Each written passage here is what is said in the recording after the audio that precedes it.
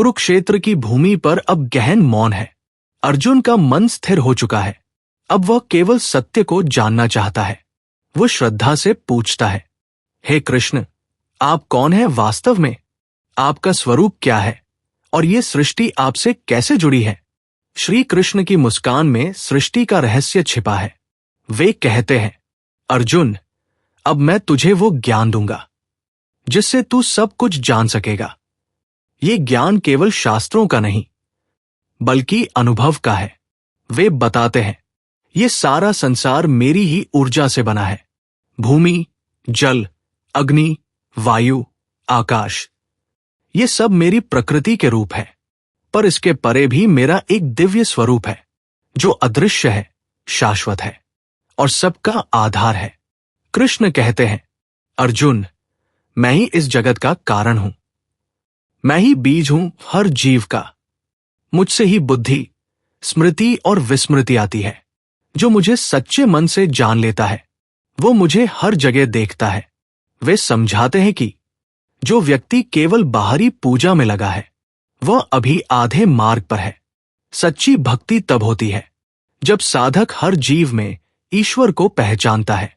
ज्ञान विज्ञान योग हमें सिखाता है कि सिर्फ ईश्वर को मानना पर्याप्त नहीं बल्कि ईश्वर को जानना और अनुभव करना आवश्यक है।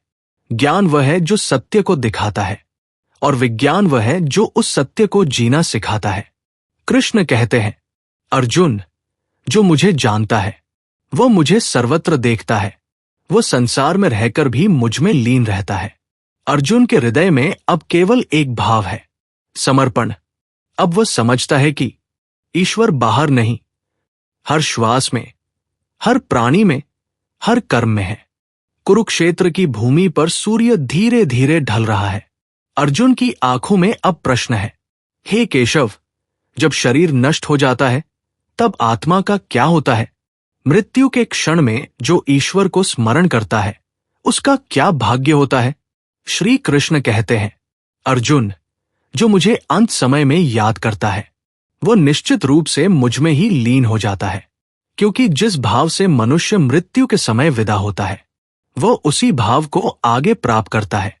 वे समझाते हैं, इसलिए हे पार्थ, हर क्षण मेरा स्मरण करो, मुझे अपने हृदय में बसाओ। कर्म करते हुए भी यदि मन ईश्वर में स्थिर हो जाए तो वही योग का सार है। कृष्ण आगे कहते हैं, जो ब्रह्मा को, आत्मा को और कर्म को जान लेता है वह मृत्यु और जन्म के चक्र से ऊपर उठ जाता है। जो अपने प्राणों को एकाग्र करके मुझे प्राप्त करने की साधना करता है वह परम धाम को प्राप्त होता है जहां से कोई लौटकर नहीं आता।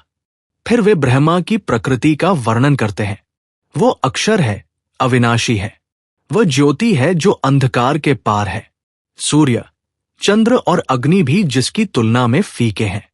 कृष्ण कहते हैं, अर्जुन, जो साधक अंत समय में अडिग मन से मेरा ध्यान करता है वह परम सत्य को प्राप्त करता है। वो न जन्म लेता है न मरता, वो अमरता को प्राप्त होता है। ये अध्याय सिखाता है कि ईश्वर का मार्ग मृत्यु के भय से नहीं बल्कि स्मरण और श्रद्धा से खुलता है। हर क्षण, हर श्वास में जब मनुष्य ईश्वर को याद करता है वो उसी क्षण मोक्ष की ओर बढ़ता है। श्री कृष्ण मुस्कुराते हैं और अर्जुन से कहते हैं, अब मैं तुम्हें वो सर्वोच्च ज्ञान और रहस्य बताने जा रहा हूं जो न केवल पवित्र है बल्कि अमर भी है। इसे जानने वाला मनुष्य जन्म मृत्यु के बंधन से मुक्त हो जाता है। कृष्ण कहते हैं, सारा ब्रह्मांड मुझसे व्याप्त है, फिर भी मैं इन सब में स्थित नहीं हूं। मैं ही सृष्टि का आरंभ, मध्य और अंत हूं। मैं ही अग्नि में तेज हूं, सूर्य में प्रकाश हूं और जल में जीवन का सार हूं। वे बताते हैं, जो मुझे सच्चे प्रेम से भजते हैं मैं उन्हें स्वयं योग और क्षेम प्रदान करता हूं। भक्ति का ये मार्ग सरल है। मुझ में श्रद्धा रखो, प्रेम रखो और पूर्ण समर्पण करो। फिर श्री कृष्ण एक गूढ़ सत्य बताते हैं, हे अर्जुन, जो लोग मुझे फल के लिए पूजते हैं वे सीमित फल प्राप्त करते हैं, पर जो मुझे एकनिष्ठ भाव से भजते हैं वे मुझ में ही लीन हो जाते हैं। मैं किसी से दूर नहीं हूं। जो प्रेम से मुझे अर्पण करता है, चाहे वह एक पत्ता हो, एक पुष्प या थोड़ा जल, मैं उसे प्रेम पूर्वक स्वीकार करता हूं। कृष्ण कहते हैं, इस संसार में कोई भी पापी या पवित्र नहीं। हर व्यक्ति कर्म से ऊपर उठकर भक्ति से शुद्ध हो सकता है। जो मुझे निरंतर याद करता है, वो अंततः मुझ में ही विलीन होता है। ये अध्याय हमें सिखाता है कि सच्चा धर्म कर्म या वचन में नहीं, बल्कि भक्ति, प्रेम और आत्मसमर्पण में है। जो मनुष्य अपने हृदय को ईश्वर को अर्पित करता है, वह ब्रह्मा का ही रूप बन जाता है। कुरुक्षेत्र की भूमि पर अब अर्जुन का हृदय श्रद्धा से भर चुका है। वो श्री कृष्ण की ओर देखकर कहता है, हे माधव, अब मैं जानना चाहता हूं कि आप किस प्रकार इस सृष्टि में व्याप्त हैं। आपकी वे कौन कौन सी दिव्य शक्तियां हैं जो समस्त जगत को प्रकाशित करती हैं। श्री कृष्ण मुस्कुराते हैं और कहते हैं, हे पार्थ, अब मैं तुम्हें अपनी कुछ दिव्य विभूतियां बताता हूं। मैं सबका आदि, मध्य और अंत हूं। मैं आत्मा हूं जो हर प्राणी के भीतर विद्यमान है। मैं सूर्य में प्रकाश हूं, चंद्रमा में शीतलता हूं, अग्नि में तेज हूं और पृथ्वी में सुगंध हूं। मैं बुद्धिमानों की बुद्धि हूं, बलवानों का बल हूं और तपस्वियों का तप हूं। मैं ही गंगा की पवित्रता हूं, हिमालय की महानता हूं और गरुड़ की गति हूं। मैं समय हूं जो सबको नष्ट करता है और सबका साक्षी भी है। हे अर्जुन, मेरी विभूतियां अनंत हैं, क्योंकि इस जगत में जो भी तेज, सामर्थ्य, सुंदरता या शक्ति है, वो सब मेरा ही अंश है। परंतु जानो, इन अनगिनत रूपों में मैं स्वयं सर्वत्र व्याप्त हूं। अर्जुन नतमस्तक होकर कहता है, हे जगन्नाथ, अब मैं जान गया हूं कि आप ही वह सत्य है जो सब में व्याप्त है। आपको नमस्कार, अनंत बार नमस्कार। ये अध्याय हमें सिखाता है कि ईश्वर किसी एक रूप में नहीं, बल्कि हर उस शक्ति, प्रकाश और सुंदरता में है जो इस सृष्टि को जीवंत रखती है। कुरुक्षेत्र की भूमि अब मौन हो गई है। अर्जुन का मन श्रद्धा और जिज्ञासा से भरा है। वो श्री कृष्ण से कहता है, हे प्रभु, मैंने आपकी विभूतियां सुन ली, पर यदि आप मुझे अपने विराट स्वरूप का दर्शन कराएं, तो मेरे सभी संदेह मिट जाए। श्री कृष्ण कहते हैं, हे पार्थ, अपने दिव्य नेत्र खोलो, क्योंकि साधारण नेत्रों से मेरा स्वरूप नहीं देखा जा सकता। और फिर एक ही क्षण में समूचा ब्रह्मांड प्रकाश से भर उठता है। अर्जुन देखता है कृष्ण का विराट रूप, जिसमें अनगिनत मुख, असंख्य नेत्र और अनंत रूप एक साथ विद्यमान है।